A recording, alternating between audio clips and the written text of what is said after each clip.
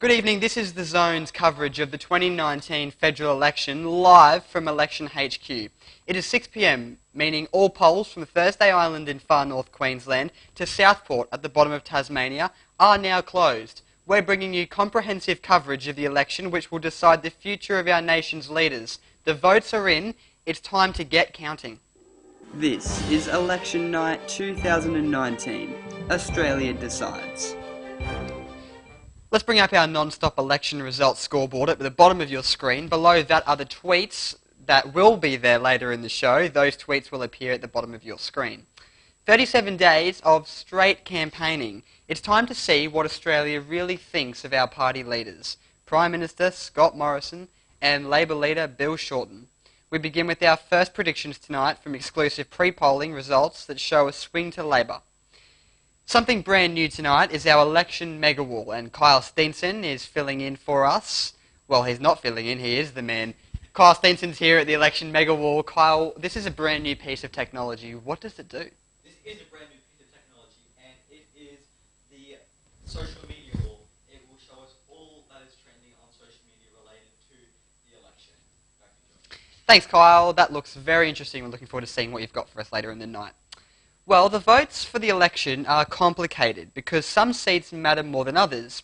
Doesn't make sense. Here's why. Campaigning in the area, or through the more shady practice of pork barrelling. Pork barrelling is using government money on local projects designed to win votes.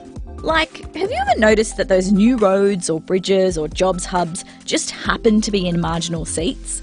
It's not just me saying that. Recent analysis found you're 3.5 times more likely to get cash for infrastructure if you're in a marginal electorate compared to a safe one. And sometimes the efforts to win goodwill are a bit more obvious. For example, Georgina Downer, the Liberal candidate in the South Australian seat of Mayo, got in a lot of hot water recently for handing over a novelty cheque to a local bowling club. The $127,000 cheque was part of the Community Sport Infrastructure Program, a national program funded by the federal government to help local sporting groups. But Georgina Downer didn't really have a hand in awarding that grant because she isn't the elected representative for that seat. She's just a candidate, albeit a candidate from the government side.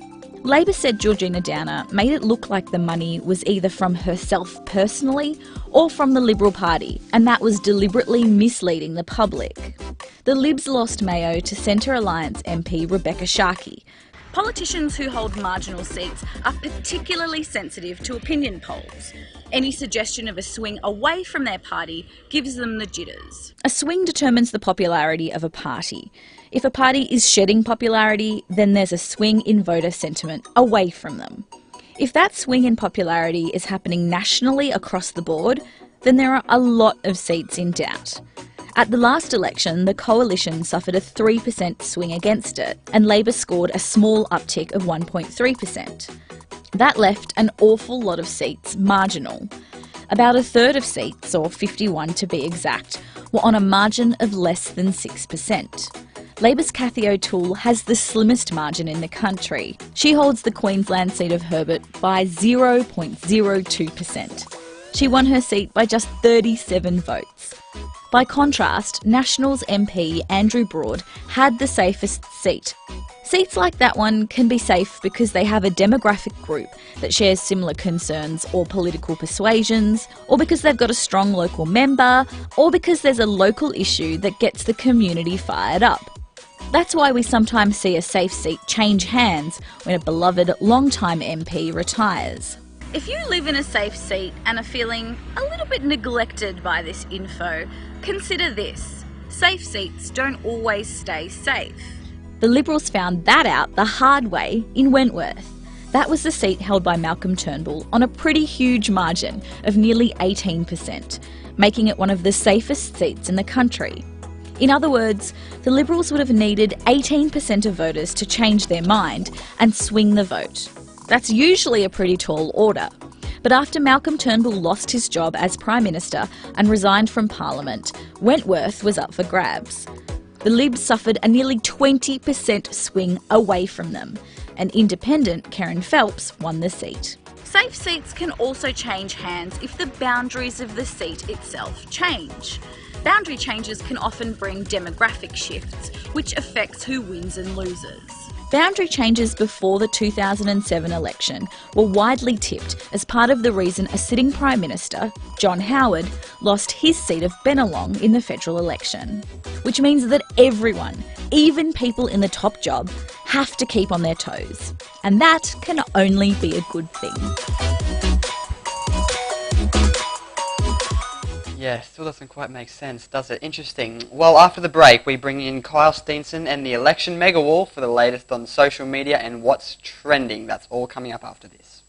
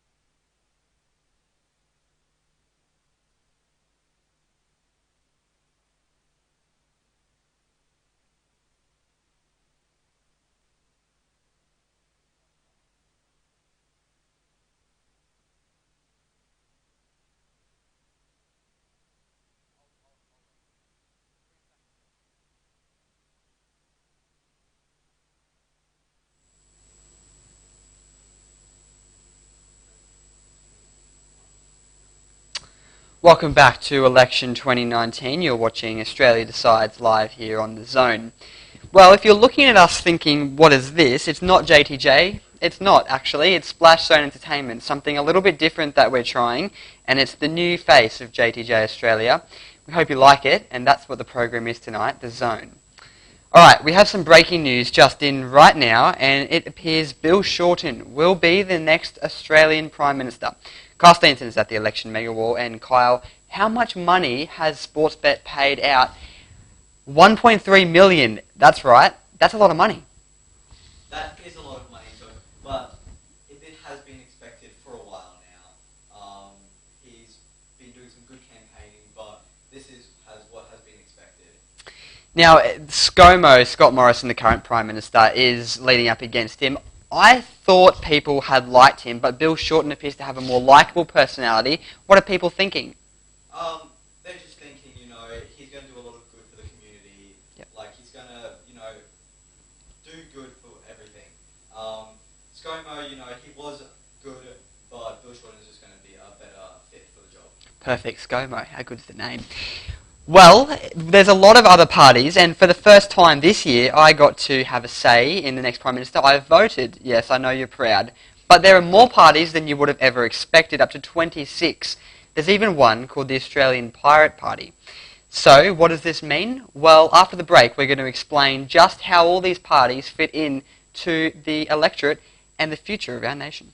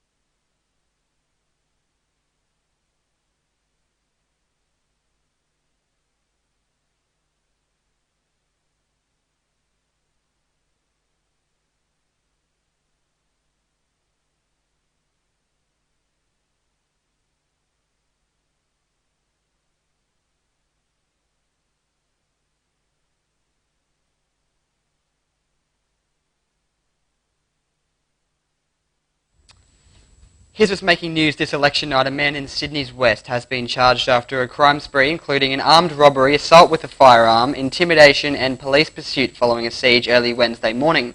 2 other men were released without charge. A pregnant Chicago teen who was killed and whose baby was cut from her womb was strangled while being shown a photo album of the late son and brother of her attackers, the prosecutor said yesterday, urging a judge to keep the defendants locked up. Australia has officially sacked Israel Folau after the star was found guilty of a high-level breach over last month's controversial Instagram post.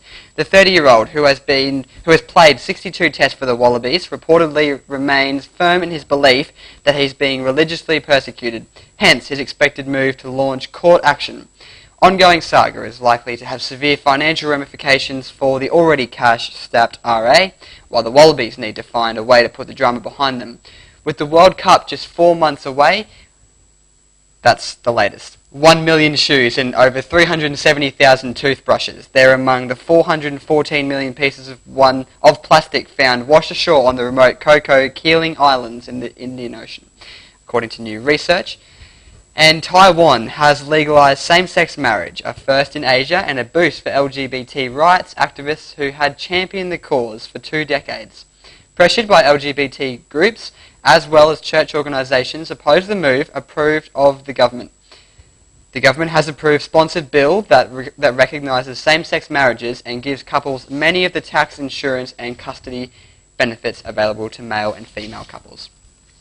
Well, right now it's 6:16 and we are 16 past 6 o'clock. That's the same thing, but that means we're 16 minutes into election results coming in. Right now, we don't have any results, but they're being counted. All the polls across the country have now closed, and step 1 is a count of the first preferences in the House of Representative ballots. That's the big sheet. Then the field narrowed to 2 candidates likely to get the most preferences, a 2 candidate preferred vote. Step 3 is a count of the Senate first preferences. As I said before, there are a number of parties, and we're going to have a look at that after the break, as well as get a check of social media, so that's all coming up after this.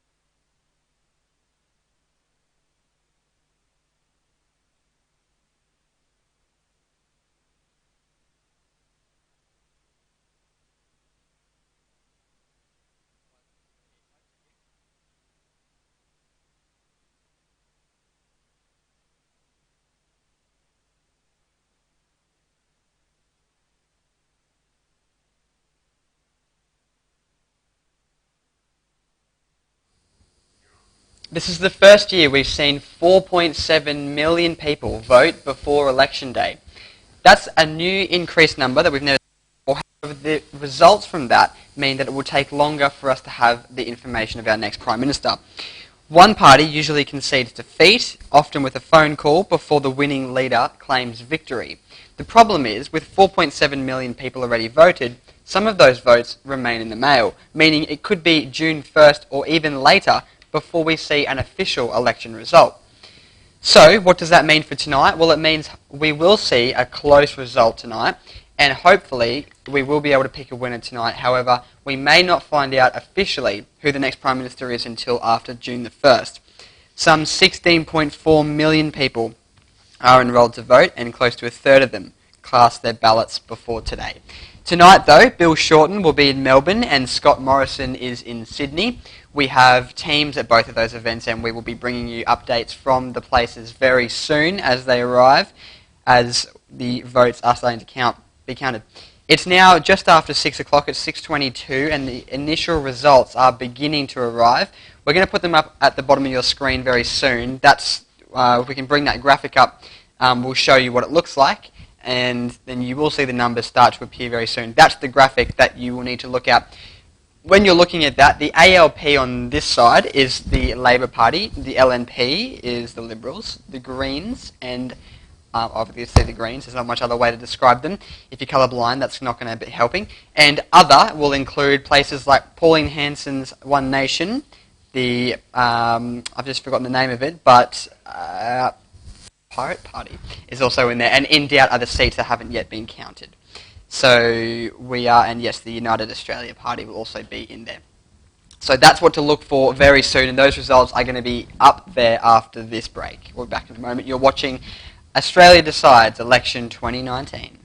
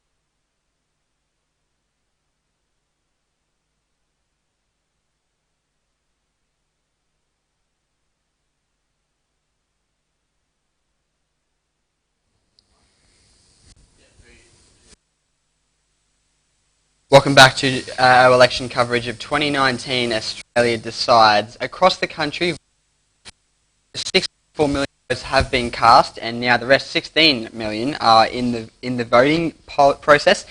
Coast voting polls have now closed, that meaning that the votes can be counted across the country in all electorates. During the survey hitting 33 electorates across, the poll predicts Labor will gain a two-party preferred result of 52 seats to the coalition's 48. This represents a 2.5% swing to Labor since the 2018 election, and it's within reach. The coalition has posted a 39% reach, and that means that the Labor Party are down 3.1%. This poll gives Labor 38%. So this poll predicts a 3.2% swing though in Labor and 1.1% swing in Queensland. Most political experts are now calling that Labor will win and take out this election. We have another video to show you by ABC, and they are explaining in this video how the electorate works. It's fair to say Prime Minister Paul Keating didn't think too highly of the Senate. I'm Representative Swell over there. The Senate has been described as a mishmash, oddballs, a motley crew, and even been compared to the aliens in the bar scene of Star Wars. Hey, we don't serve their kind here. So why all the hate? It boils down to Australia's bicameral system. A bicameral system is one that has two houses or chambers. Having two houses of parliament means that one chamber doesn't get too big for its boots. In Australia, we have the Senate and the House of Representatives, named after our mates over there in the USA. The House of Representatives, or lower house, is the House of Government. That means that the party or formal coalition with the most seats there becomes the ruling party. If a party or coalition gets 76 or more seats out of that 150 after an election, they get to form government. If they've got the numbers, they can call the shots. The House is where most legislation, called bills, originates before becoming law. Bills have to go through both houses of Parliament before they become law. The Senate was intended to be a house of review, that is, to keep a government that usually has power in the House of Reps in check. Members of the House of Reps represent a geographic area, known as electorates or seats, made up of roughly 100,000 voters each. The electorates match up with our population spread, so New South Wales has 47 seats, while the Northern Territory has just 2. At the moment there are 150 members of the House of Reps, but that's going to increase by 1 seat in the 2019 federal election. That's to reflect an increase in Australia's population overall. South Australia will lose a seat due to its shrinking population, while both Victoria and the ACT will each gain a seat. So what about the Senate? The Senate, or upper house, represents the states. So if you're a New South Wales voter, you're voting for the same candidates whether you live in Byron or Batemans Bay. Unlike the House, the number of senators are spread equally across the states, regardless of their populations. 12 each in the states and 2 each in the territories, taking us up to 76 in total, which gives the less populated states an edge. Because to be elected a senator, you need roughly 14% of the vote. 14% of Tassie voters is a damn sight smaller than 14% of Victoria's. So that brings us back to this. I'm Representative Swell. You've probably noticed that there are a lot of independents and minor parties, that is, not the big two, in the Senate. They're called the crossbench because they physically sit between the government and the opposition in the chamber. And they have a tendency to really annoy the government. The system has been gamed, and it is simply not transparent. I mean, we believe fervently, passionately in a transparent democracy, so that you should know who you vote for. The ruling party does not need a majority in the Senate. In fact, that's only happened twice in the last 40 years. The last time a ruling party also had a majority in the Senate was way back in 2004. Having a majority in the Senate means the ruling party can get through controversial legislation without amendment, and often with very little debate, which would explain some of Paul Keating's vitriol. You're probably wondering why there are so many independents and smaller parties elected to the Senate. It's got to do with vote in the Senate, a system called proportional representation. We'll delve into the murky world of preferences at a later date, but let's just say for now that they're super important in determining the makeup of the Senate.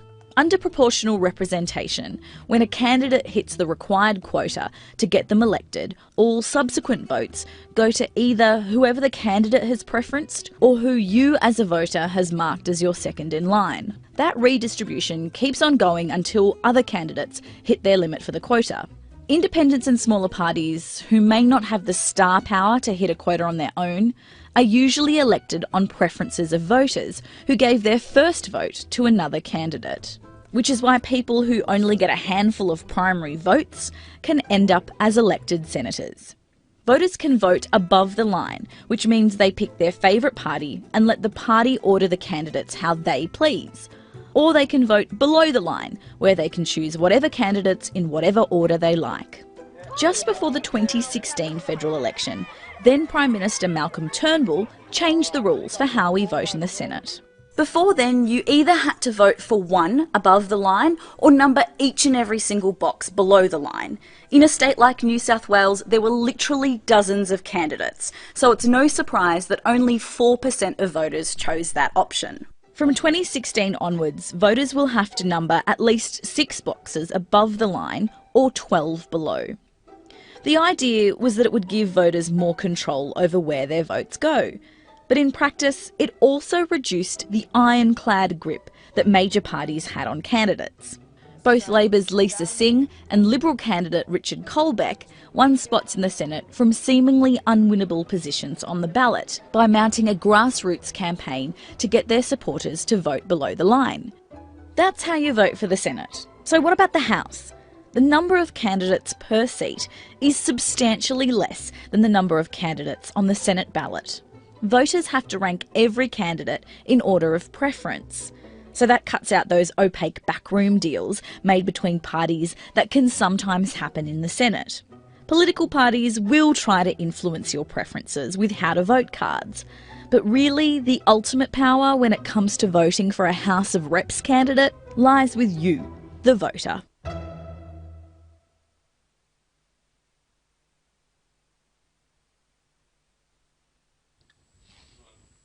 Welcome back. That was a very interesting video, and that is how the House of Representatives work, including the Senate, and it's all very sophisticated and I don't really understand it. But that's good. Kyle is here at the election mega wall, and as usual in breaking news, it's not working yet, is it? No, not at all. Look, social media is going wild today. What is trending? Democracy sausage. Yeah, the usual. Yeah, obviously. And there is another one, but I cannot remember its name. So there's hashtag #OzPoll, hashtag #OzDecides, and hashtag Democracy Sausage, which are the 3 big ones. Yeah, the main ones that are going around. That doesn't really sound like it makes sense or anything I can say appropriately on air, but the whole idea of a democracy sausage, it's been a tradition for years, and it is the idea of having a sausage on the barbie or bacon or whatever you like with the onion on the bottom.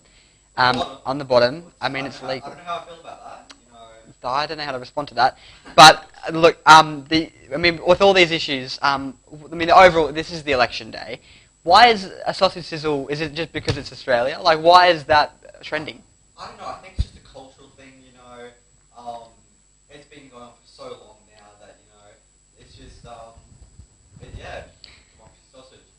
Yeah. So another thing is this year there's been, and I don't know if you've noticed this, but I noticed this. To be honest, I wouldn't know. I wouldn't believe they would go around to every single one. But what do you think? Well, I'd hope so. I would want to see them at my local polling booth. But look, it's a big day. I was mentioning to you before we went live that the local member where I live, Andrew Laming, who's representing Liberal, was at a local, what we call the Pit in the area that I live in, which is an after-hours club, and got quite a lot of opinions, and you may have seen, because you live in the same area, a lot of social media attention because of that. I guess what I'm trying to say is social media plays a big part. Again, they could also see that he's out there. You know what it is like down in the clubs and Oh, no, do I? Jeez. Wow, this is on air, mate. We'll save that for later. No, look, I understand what you're saying, and I think one of the biggest things is too. I mean, for my area, and I'm sorry to keep referring to that, but the opposition leader in our area, I've never heard of, and I think that plays a big part in the voting process. Well, that's a good question. I should know, but I don't. But this is what I'm trying to say: is something like this targeting things like social media, and being a graduate of 2018. Andrew Lamming was at the school that I went to quite a lot, and I worked with him quite a bit, and he was always pushing himself into you, if you know what I mean. We'll be careful with that one, but but if he was asking you to vote for him, and I'm not going to get away with that one, am I? Oh well, I always say something wrong, and there it is. We're back after this. This is election 2019.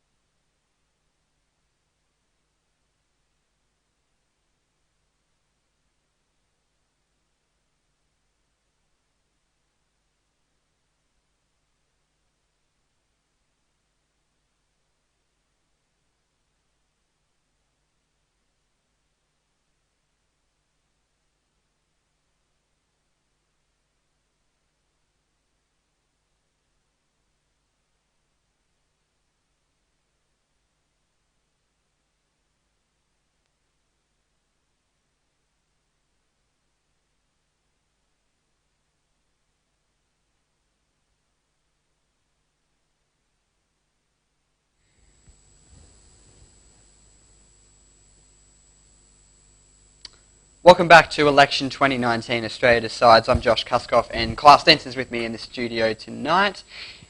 And we are just waiting because we've had an issue with we're waiting, so I apologise, our control room is working on an issue which I believe is affecting our broadcast. I'll keep talking. Oh, I understand. Sorry, we are having an issue with one of our cameras in the studio, so we're working on fixing that issue. In the meantime, I can confirm to you now that 0.3% of the votes have been counted, and currently in the lead is the LNP. A bit of a shock. I would take it to Kyle, but I don't believe that camera is quite with us yet. We're working on it. But the Labor Party currently only has 9,302 votes, while the Liberal Party has 13,041. The Greens are sitting on 2,914, while the Nationals are indeed on 6,617. As I said, only 0.3% of the votes have been counted so far, and that's where I can bring in Kyle now, because our lovely control room team have fixed the issue. So welcome back, Kyle. 0.3% of the votes have now been. Interesting to see, no seats have been won yet, but it is interesting to see that Labor, or you will know your local area, in Blair, currently 1.1% have been counted. Bendigo only 1.1% as well.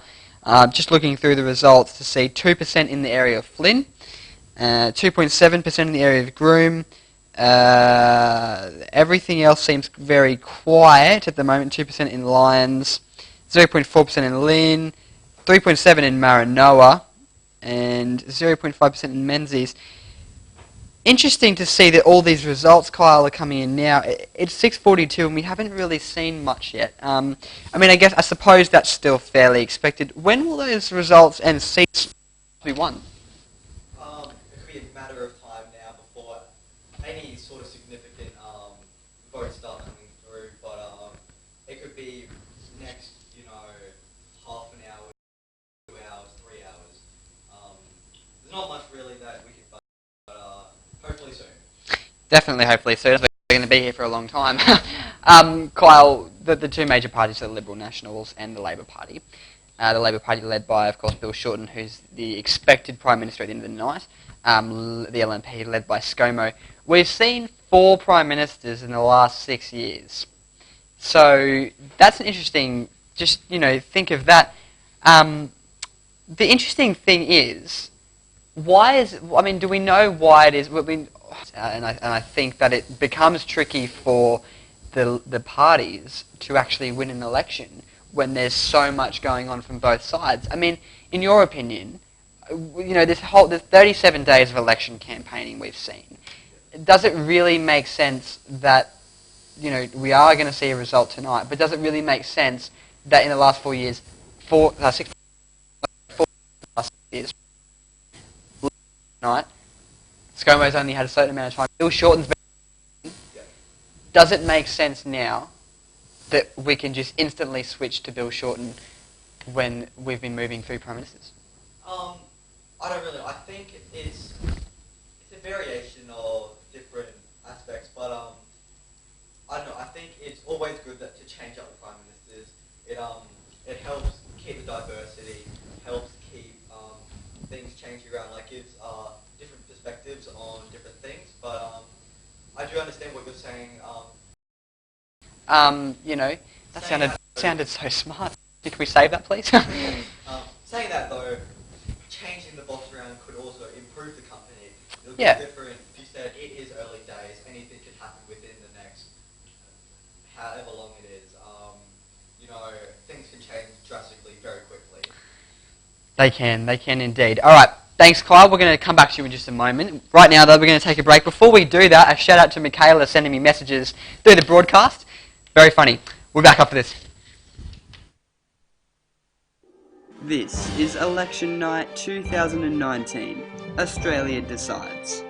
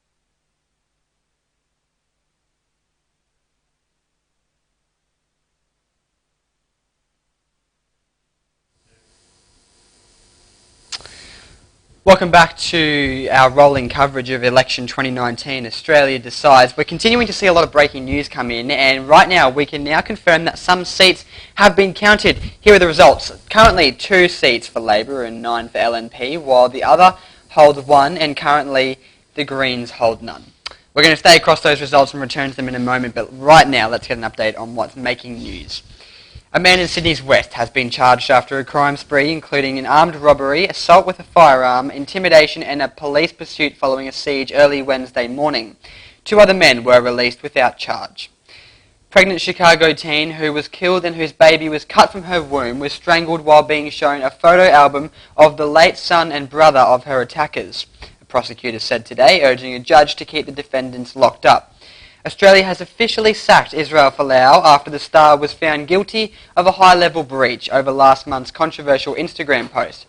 The 30-year-old, who has played 62 tests for the Wallabies, reportedly remains firm in his belief that he's being religiously prosecuted, hence his expected move to launch court action. Ongoing saga is likely to have severe financial ramifications for the already cash-strapped RA, while the Wallabies need to find a way to put the drama behind them, with the World Cup just 4 months away. 1 million shoes and over 370,000 toothbrushes. They're among the 414 million pieces of plastic found washed ashore on the remote Cocos Keeling Island in the Indian Ocean. According to new research, Taiwan has legalised same-sex marriage, a first in Asia and a boost for LGBT rights activists who had championed the cause for 2 decades. Pressured by LGBT groups, as well as by church organisations opposed to the move approved by most of a government-sponsored bill that recognises same-sex marriages and that gives couples many of the tax, insurance and child custody benefits available to male and female couples. Well, the election is in full swing, and those results, which are at the bottom of your screen, are continuing to show where we're at with it. The ALP and LNP are both holding seats currently. The LNP is currently in the lead, which means that the predicted winner, which is Labor, is not holding the lead at this point in time. They are expected to resume their lead very soon in the night, but as I said earlier in the broadcast, we're not sure yet whether or not we will see those results come in quite this early. So we will see up to, possibly June the 1st will be when we could even see some of the results coming in. It's as late as that date that we could see those results. So very interesting results, and we're staying across all that right here on The Zone. I'm going to take you now to something that is a little bit different to what we're talking about here on the election night. It's something that's a little bit close to my heart. It's an opinion piece. What would you say if I take aim at you for who you're friends with, for the people that support you day after day, and for the people who know you better than anyone else? How would you feel if I told you that you can't be friends with them because of society's view on... I want to take a moment right now to call out the people targeting others for who they're choosing to love and support. These people are naming and publicly shaming others for simply having friends. It's a forum which has become all too familiar online with apps like Snapchat and Instagram. While you may think it's your business to take aim at people for what they do, I have something to say to you. It's not. Unfortunately, these comments are made every day. I'm telling you this because right now it's affecting people who are close to my heart, and I'm going to say this. Say whatever you like about me and my friends, because it won't change anything in my life. It will only affect yours. Take aim at me, go your hardest. But what I can't abide is when people take aim at others, because they are in my life and I'm in theirs. Surely the ideas of other people not being able to be friends because they're members of the opposite sex or there's an age difference is surely something that belongs to the 1950s. And for most of Australia, it does. But not, it seems, for some people whose lives are affected by jealousy and hurt. I'm over it. It's been too long. If what I'm saying doesn't stir you, then there's something wrong with you. If you have a slither of decency, you'll start treating women for who they are and not what they are. Do not slur the reputations of others for eagerness to throw mud at me, and if you agree with me, you too will stand up and show these pathetic people how we can move past this atrocious act of kindness. Something a little bit serious tonight, so we'll come back after this.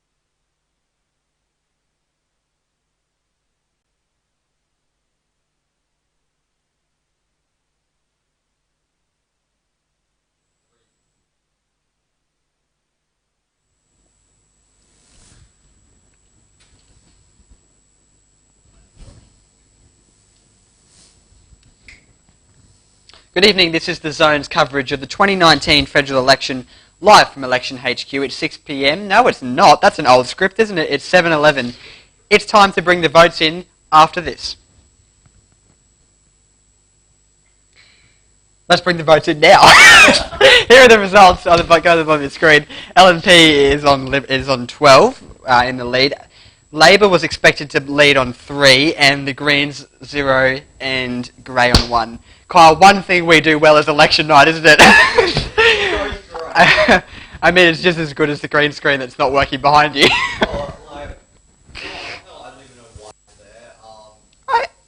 That's part of our budget, mate. It's not doing much, No, it's not. Are we having issues with that camera again? We are having issues with that camera again. Kyle is standing in the studio, though. Look, the latest results that are coming in on your screen, it's LNP on 12 and Labor on 3. I am hearing at the moment, though, that we're looking at Labor on 22 and Liberals on 21, with 4.9% of all votes being counted. When we look at other ones, it seems that 33. I mean, we're so close. 33.1% of the votes are by the Liberals, and 31.4% are being held by Labor. It is so close. The other parties 12.1%, the Nationals on 8.9%, the Greens on 9.8%. So where are we with that? Well, like I said, 4.9%. There's still 106 seats to call. So they're still up in the air. We're having some technical issues, so we might go to a break. In the meantime, we will fix those issues and return in a moment. But yeah, like I said, those latest results coming in, very close. The results on your screen. Actually, we're going to take you to some breaking news just before we go to that break. The Labor have just taken lead. The Labor Party are now in 24 seats, with the Liberals in 21. That's breaking, so we'll stay across that. But right now, we're going to fix those technical problems. Back in a moment.